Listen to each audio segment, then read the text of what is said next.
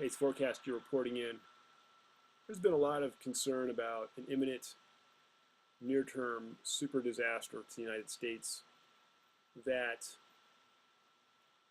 might bait us into a global war, a World War III type situation, or maybe World War IV if you want to call it that. So we'll say that the Cold War was World War III, and the next global war cataclysm we'll be drawn into will be a World War IV type situation. And maybe there's some truth to that. But just for the vernacular, I'm going to say World War III, although maybe World War IV is more accurate a description. So just talking, there's a lot of maps out there you can look at, and they're kind of similar to this one, about the projections of nuclear targets or other NBC warfare events against the United States where an enemy might attack us. This assumes a sane and rational enemy, one that would try to destroy our infrastructure and cause the most harm to the most population. It does not assume that we are being baited into a war, possibly by a dangerous element that controls our own government, whose cause is mostly shock and awe to bait us into a war rather than to do true damage to our country. If you're of the belief that there may be some very dangerous element of powerful people that control our government or pull the string at some high level, at that case, then they do things differently. They think differently. What they want is maximum shock and awe, but actually not to actually do real damage, but rather to seize control. Seize control through disorder, chaos, and forcing us into another war. Case in point would be 9/11. If you believe that the government was complicit with it in some way, or if they allowed it to occur and they had knowledge of it. So it happens they had a little asbestos problem, a serious one, in 9/11's Twin Towers. And it's featured here on asbestos.com and mesothelioma. And the problems of the World Trade Center, well documented. We got looking at a major cleanup job. The problem was so bad, it was sold to a real estate developer. We bought it just a few months before it was wiped out. And he was able to profit off this handsomely. It was going to be a cleanup disaster. Instead, they were conveniently destroyed. So they were buildings that had to be completely reworked and destroyed anyway, as it turned out. But they were destroyed by terrorists. Sounds like either the government was in on it or they allowed it to occur. They saw it coming and they said, oh, okay, well, instead of stopping this, we're going to let the plot run. Lately, there's been talk among various members. A top Republican on the Senate Armed Committee said that the Sunni militants and ISIS want to blow up a major U.S. city. And they're allowed to talk about this? I mean, the kind of reports they're exposed to are usually highly classified. Usually. It's like very secret stuff. And they're out running their mouth about this? Really? That's interesting. So anyhow, there's talk about that from Chuck Hagel and this other high-up guy, this senator from Mr. Jim Inhofe from Oklahoma. If that's the case, if they need maximum shock and awe, but not to actually destroy the country for real, and there's been so much damage to our country already economically, it's already beat down, then you have to look at what's going to be a destruction of a city that's not that useful of a city anymore. Okay? In other words, you want to look at cities that are what I would call best in category in their area that would be a real setback to the country's infrastructure or competitive position or ability to fight a war long term if we were to lose that city and the people in it and the resources in it. Okay. We got nuclear subs up here and also a big naval element down here in San Diego.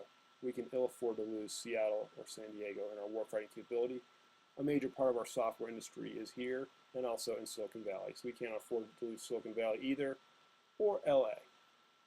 A hit along these areas would be not good. One of these southern areas, big cities like Phoenix, we might be able to withstand a hit. It's less strategic, or Albuquerque, and it's near the border where they can say the ISIS snuck across. Phoenix, Albuquerque might be targets, but they're dangerously close to a city called Denver, which is alleged to be the head of the New World Order after a World War III type dangerous situation occurs. If that's true, then maybe they're a little too close for comfort to this area, and they won't allow that to occur. And that's why I believe in Denver is not going to be the target either. That's, again, the alleged head of the New World Order, and it's in mountains and they're dug in. They can withstand all kinds of nuclear zingers up there. It's designed for that. Okay. Austin, maybe, but again, a lot of innovative stuff happening in this state in Texas. It's becoming very important for our manufacturing and whatnot, and I believe our ability to fight a World War III situation, we really need the state of Texas for a variety of reasons. Their diversified economy and whatnot. They're centrally located in the United States. So I don't think that anywhere in Texas is going to be likely to target. There was talk about North Carolina, South Carolina with Lindsey Graham. There was a rumor of a nuclear weapon smuggled out there that maybe was going to be detonated off. I think that maybe has plausibility. But I don't think it would have the same kind of shock and awe. They don't have the same kind of big cities. But it would have the ability of rallying and catalyzing the people of the South into a major war. And a major number of our best warfighters are from the South. They are excellent. They have a great military heritage.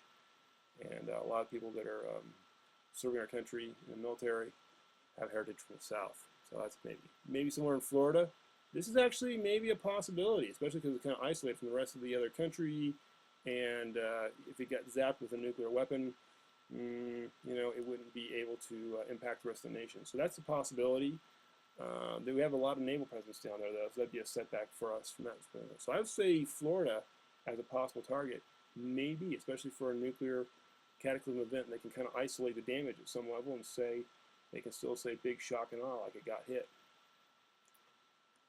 How about D.C. or New York? There's a lot of talk that D.C. or New York would really, I think if we were up against a logical enemy,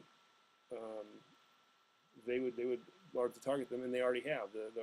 Back in the days of the Soviet Union, the ICBMs were locked on. These are some of the cities that they're targeting, and still target historically.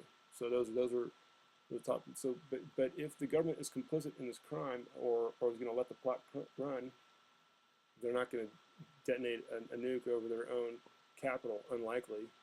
Damage is going to be too significant to easily bounce back from, and then go fight World War III. So it's unlikely it's going to be Washington, D.C., and the same thing for New York. There's too many powerful people there, the kind of people that are, globalist New World Order types.